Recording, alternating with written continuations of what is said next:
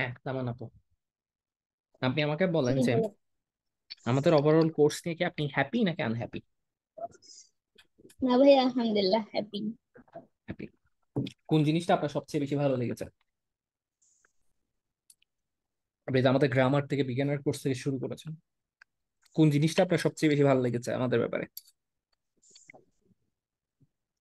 সবচেয়ে বেশি ভালো লাগছে হচ্ছে রাইটিং এর ব্যাপারটা, হুম হুম হুম। আর স্পিকিং এর ব্যাপারটা, মানে সবগুলোই মোটামুটি ভালো ছিল, বাট রাইটিং এরটা আমার বেশি ভালো লাগছিল। আপনার রাইটিং চেক করে দেওয়া হয়? রাইটিং চেক নিয়ে কোনো সমস্যা হচ্ছে কিনা তেমন না আপু, বা আপনি রাইটিং লিখে দিয়েছেন কিনা না, যদি? মানে এর বিষয়টা সুন্দর ছিল, যেটা আমার ভালো লাগছে, যে একদম পুরো লাইন বাই লাইন চেক করে দিছিল, এটা আমার ভালো লাগছিল। আচ্ছা, মানে রাইটিং এর ক্ষেত্রে ফুল লাইন বাই লাইনটা আপনার ভালো লেগেছে।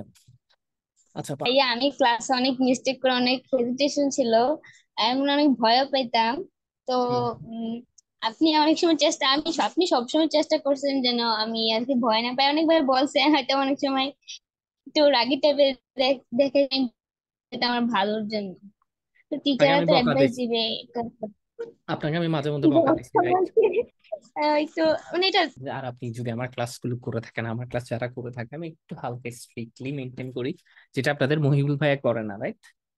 এন্ড আমি আপনাকে বকা দিচ্ছি হচ্ছে, দেখেন আজকে ক্লাসের লাস্ট দিন, আমি সবসময় ক্যামব্রিজ 11 বই পড়াই, বাট আজকে আপনি বলতেছেন যে আমার কাছে ক্যামব্রিজ 11 বই নাই।